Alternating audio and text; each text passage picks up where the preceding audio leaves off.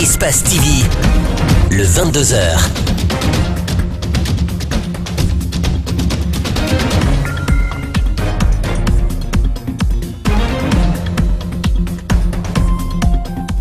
Nous sommes mardi 14 novembre 2017. Bonsoir à toutes, bonsoir à tous et bienvenue dans cette édition d'information. Au sommaire, Moussa Moïse Silla, journaliste au groupe Adafo Média, est accusé d'avoir porté atteinte à la défense nationale. Il a été convoqué ce mardi au PM3 de Matam. La convocation a été annulée par le parquet pour vice de procédure. Une nouvelle convocation a été émise.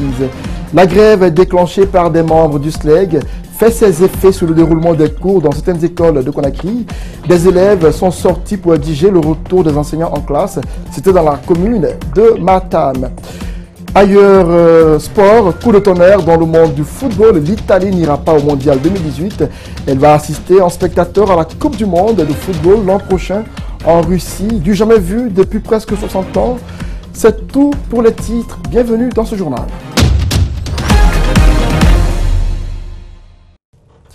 Une fois de plus, merci de nous rejoindre et bienvenue dans cette édition d'information.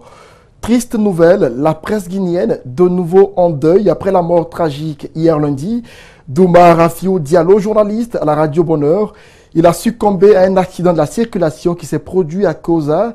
La victime rentrait d'une interview avec le juriste Mohamed Kamara. Ses collègues de travail sont affligés par cette disparition tragique.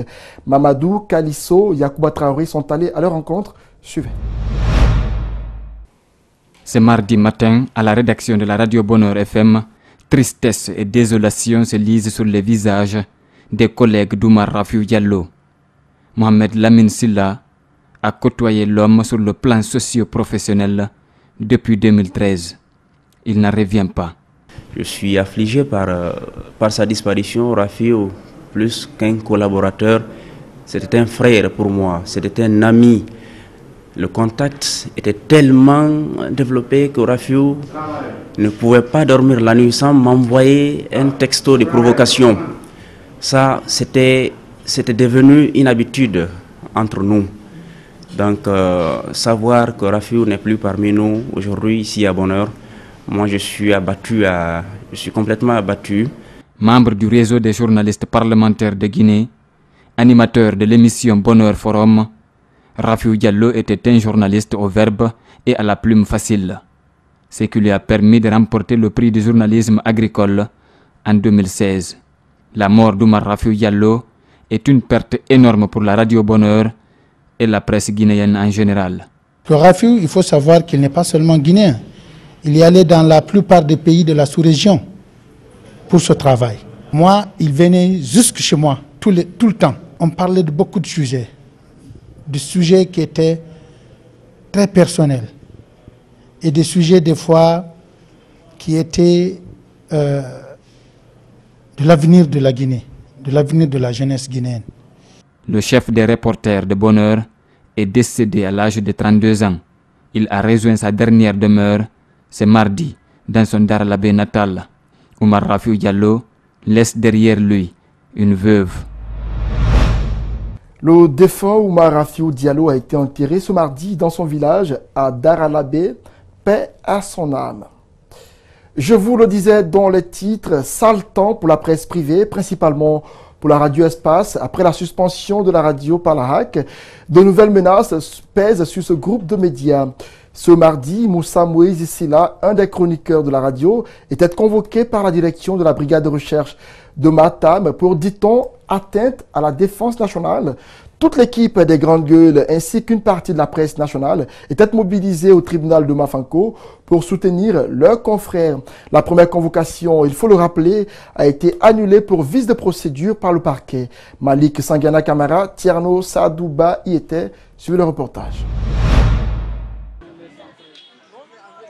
L'émission Les Grandes Gueules de la radio Espace n'est pas produite ce mardi. Moussa Moïse Silla, l'un des animateurs, doit se présenter au PM3 de Matam suite à une convocation qui lui a été adressée lundi. Solidarité professionnelle oblige. Le journaliste a un soutien inconditionnel de ses collègues et confrères. Le collectif des avocats chargés de défendre le journaliste est parvenu à faire annuler cette première convocation pour n'avoir pas respecté la procédure conformément à l'article 82 alinéa 7 du Code de procédure pénale. Dans la plainte de la direction d'investigation judiciaire, l'infraction commise par le journaliste Moussa Moïse n'a pas été signifiée.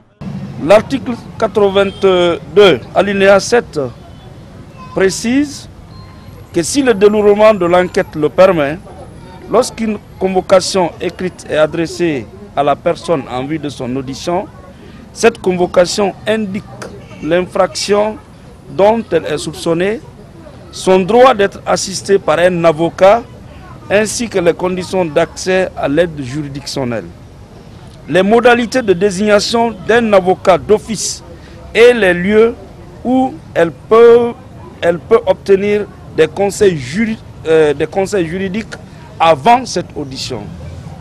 Plongés dans une longue inquiétude, ces avocats sont prêts à user la force des textes et combattre l'arbitraire. Nous sommes tous cardiaques.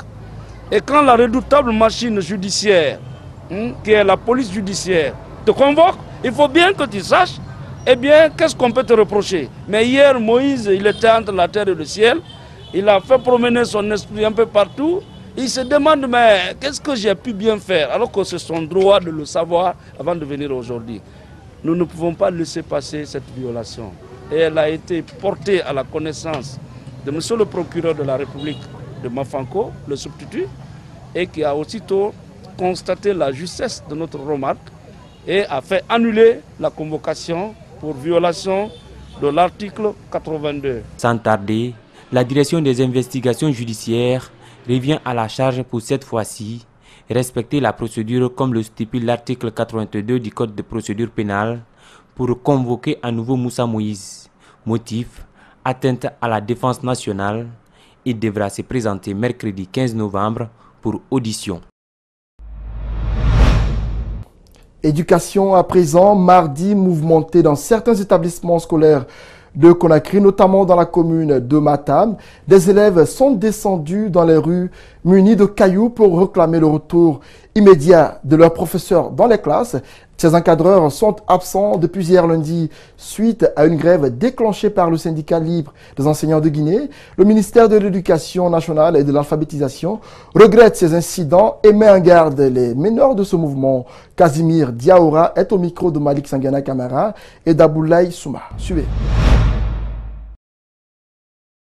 Depuis hier, lundi 13 novembre 2017, un groupuscule d'individus s'emploie à empêcher les élèves d'étudier dans certains de nos établissements scolaires. Ces personnes mal intentionnées, n'ayant pu mobiliser les enseignantes et enseignants autour de leur mot d'ordre de grève illégale, vont jusqu'à manipuler des enfants pour les pousser à s'attaquer aux concessions scolaires en vue de perturber les cours dans certaines parties de la ville de Conakry, notamment la commune de Matam. Ces actes de trouble à l'ordre public sont a priori punis par la loi. Leurs auteurs, qui sont désormais tous identifiés, s'exposent par conséquent à toute la rigueur des dispositions légales en la matière. Le ministère de l'Éducation nationale et de l'alphabétisation, MENA, se réserve le droit de prendre les sanctions disciplinaires contre les perturbateurs et de les poursuivre en justice pour trouble à l'ordre public. La grève déclenchée depuis hier lundi par Abakar Souma et certains membres du SLEG a-t-elle un impact sur le déroulement des cours? Nous sommes en droit de dire oui au regard des effets ressentis par endroit. Ce mardi, la Fédération syndicale professionnelle de l'éducation a réagi pour appeler les initiateurs de ce mot d'ordre de grève au calme et à une reprise normale des cours dans les écoles. Elle a fait savoir dans une déclaration lue au micro d'Abdraman Ba et Yacouba Traoré. Le comité invite la corporation de garder la sérénité et la quiétude dans les concessions scolaires. Par ailleurs, nous invitons nos camarades enseignants et enseignantes à rejoindre leurs postes respectifs. En outre, nous demandons aux camarades syndicalistes de revenir à des meilleurs sentiments pour maintenir la paix dans notre cité qui nous est chère. Vive l'intersyndicale FSP-SLEG, vive la Guinée, Unis, nous vaincrons. Dans le même registre, le syndicat libre des enseignants et chercheurs de Guinée, plus que jamais divisé sur le protocole d'accord signé avec le gouvernement guinéen, le bureau exécutif de ce mouvement syndical soutenu par l'intercentrale USTG a fait un point de presse ce mardi pour fustiger le mot d'ordre de grève lancé par le groupe d'Abakar Souma, d'ailleurs suspendu par ses collègues syndicalistes. On fait le point avec ce reportage de Makiso, rendu en studio par Abdourahmane Ba. Réuni en conseil de bureau exécutif, le mouvement syndical des enseignants et chercheurs de Guinée-Slègue dénonce le mot d'ordre de grève conduit par Aboubakar Souma et une partie des enseignants contractuels qui l'entourent.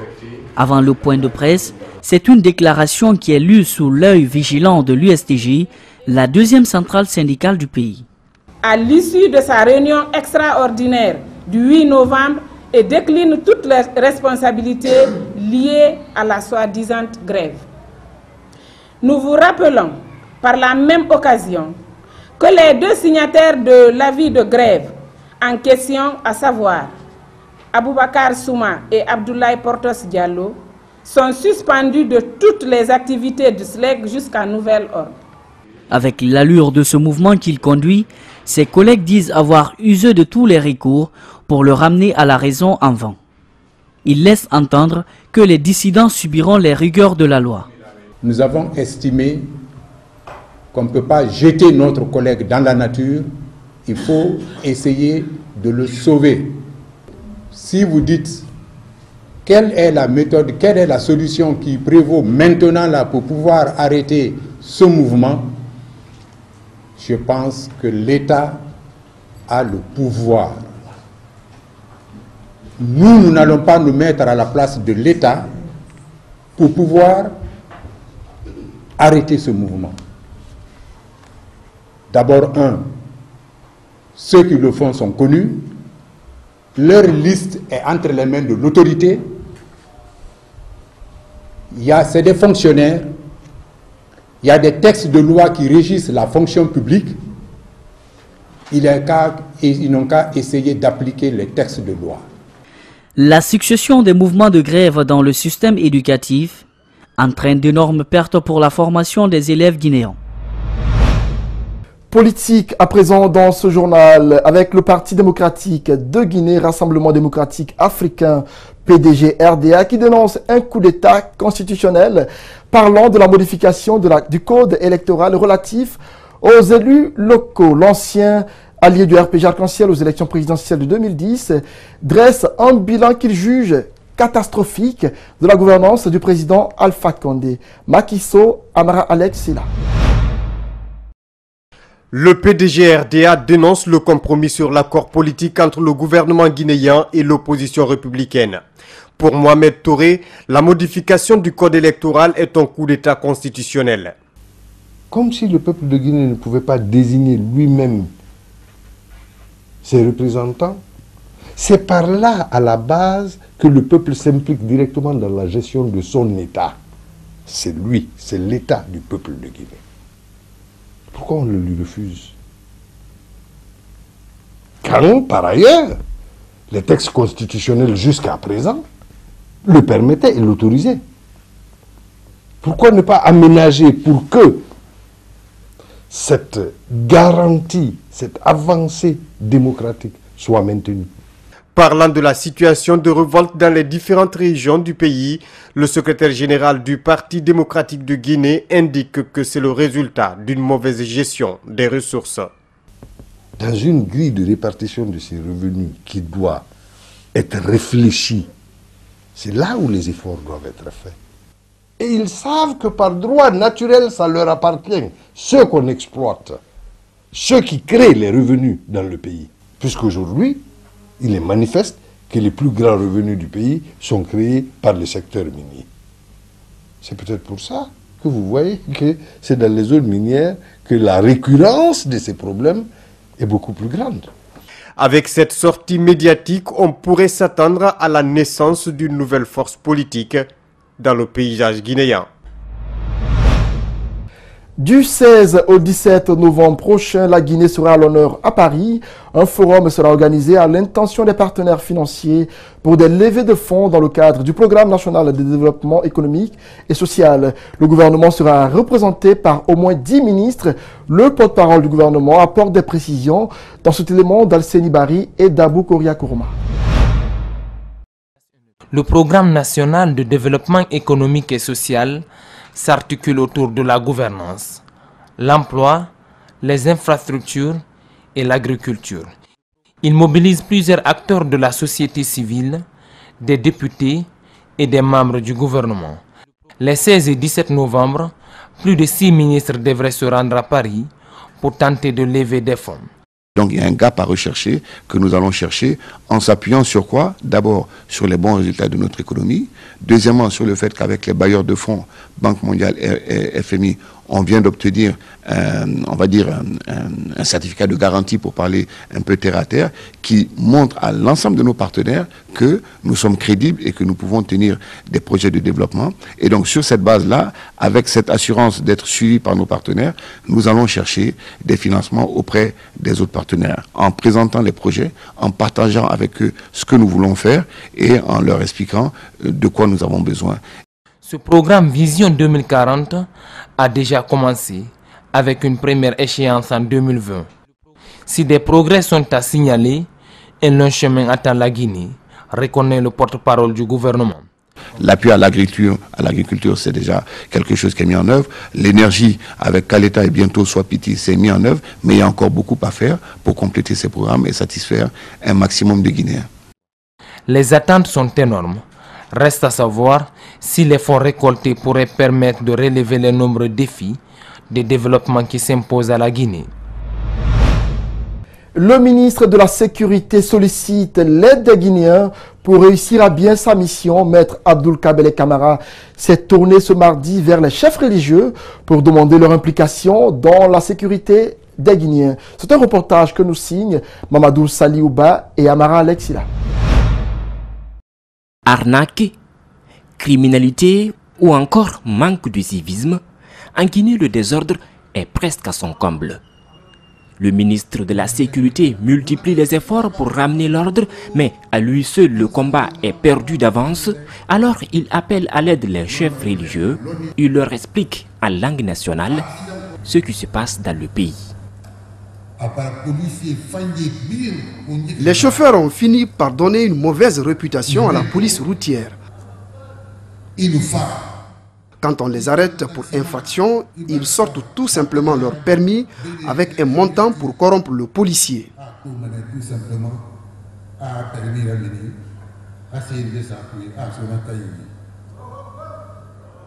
Le ministre est convaincu que les chefs religieux n'ont pas d'armes. Leurs efforts ne parviendront qu'à ceux qui fréquentent les mosquées et églises. Mais rien n'empêche de compter sur eux. La bonne parole qu'ils prêchent peut aider à assainir les cœurs.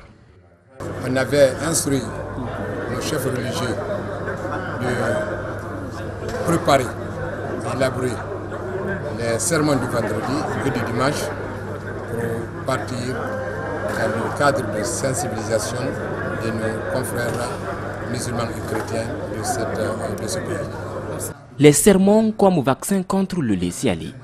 Le premier imam a compris l'idée de la rencontre avec le ministre, mais pour les rendre plus efficaces, une éducation de base est nécessaire.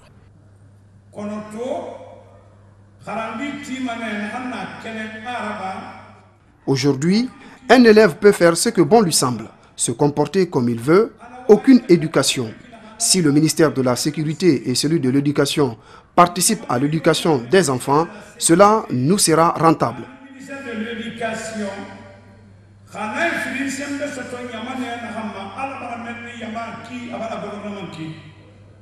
Les religieux, les policiers, le ministre de la Sécurité se donnent tous les moyens pour mettre les hors-la-loi sur des bons rails.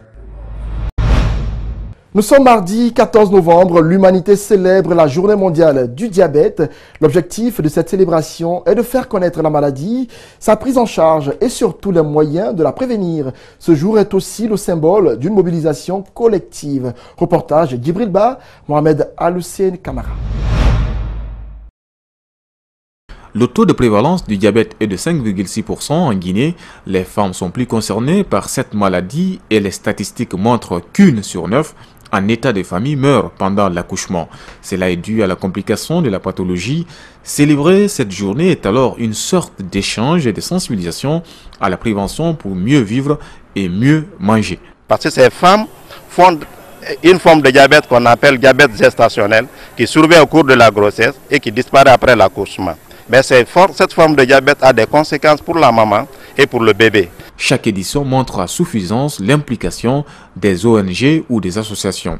Ceci dans le but de faire connaître des éléments qui peuvent compléter des questionnaires de tests de risque. Accompagner les patients est un autre aspect essentiel pour faire reculer la maladie, soulignent les médecins. Le diabète est coûteux comme vous le soulignez, surtout les complications du diabète. Donc, les messages d'éducation à l'endroit de la population d'abord, c'est de mener une vie saine, arrêter de fumer, diminuer la consommation de l'alcool, mener une activité physique régulière. Ce n'est pas forcément aller courir, mais le vélo ou simple marche pendant 30 minutes, 2-3 fois dans la semaine peut suffire. Ce quinquagénaire est réconforté par son statut après le dépistage, mais avant il a apprécié la qualité de l'accueil et des dispositifs mis en place. L'importance d'une telle journée n'est pas à lui raconter désormais. Je suis très content. Et je vais continuer à contrôler ma santé, puisque tant qu'on vit, il faut se battre pour cela. 400 millions de personnes sont diabétiques dans le monde, soit une personne sur deux est atteinte de diabète. C'est une véritable pandémie et un enjeu de santé publique majeur, s'alarment les professionnels de santé. Sport à présent, dans ce journal, les membres de la Fédération guinéenne de football étaient dans les locaux du ministère des Sports ce mardi. L'objectif de cette visite était de féliciter et encourager le département pour son soutien à travers son secrétaire général Fodeba Istokeira. Ce geste de reconnaissance a eu lieu à quelques jours seulement du début des éliminatoires pour le mondial 2019. Reportage, Lamine Diallo, Mohamed Bangoura.